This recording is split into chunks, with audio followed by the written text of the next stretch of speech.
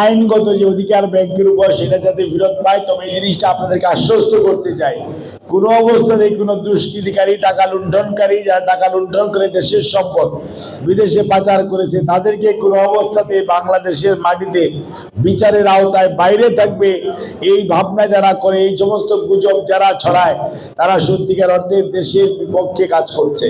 কাজে আমি মনে করি ব্যাংকিং খাত এমন একটি খাত, যে খাতের মধ্যে শৃঙ্খলা থাকতে হবে, সে খাতের মধ্যে কোনো রাজনীতিকরণ থাকা উচিত নয়, এবং সরকার সঠিক পথে এগোচ্ছে। এবং কেউ যদি এখানে ব্যাংকিং খাতে বিশৃঙ্খলা করার চেষ্টা করে, বাংলাদেশের অতীত ইতিহাস দেখেন, শহীদ রাষ্ট্রপতি জিয়াউর রহমানের সময় প্রথম ব্যাংকিং খাতে আপনার শৃঙ্খলা এসেছিল। দেশনেত্রী বেগম খালেদা জিয়ার সময় যখন মরহুম সাইফুর রহমান সাহেব অর্থমন্ত্রী ছিলেন, তখন ব্যাংকিং খাতে আপনার শৃঙ্খলা ছিল। যখনই অন্য একটি দল ক্ষমতাসীন হয়েছে, তখনই শেয়ার মার্কেট লুট হয়েছে, ব্যাংক লুট হয়েছে, ব্যাংক ফুকলা হয়েছে, ব্যাংক খালি হয়ে গেছে।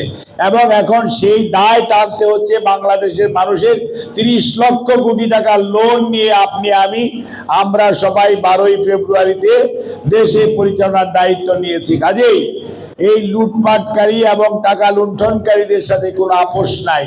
কিন্তু অন্যদিকে ব্যাংক পরিচালনার নামে রাজনীতি করবেন, ব্যাংক পরিচালনা করার নামে রাজনীতিকরণ করবেন, এবং ব্যবসা বাণিজ্য শুধু নয়, ব্যাংকিং সেক্টরে বিশৃঙ্খলা করবেন, তাহলে প্রচলিত আইন অনুযায়ী যে ব্যবস্থা নেওয়া প্রয়োজন, আমাদের বাংলাদেশ ব্যাংক এবং সরকার নিশ্চয়ই FID সহ সবাই যার যার অবস্থানে থেকে যথাযথ ভূমিকা পালন করবে।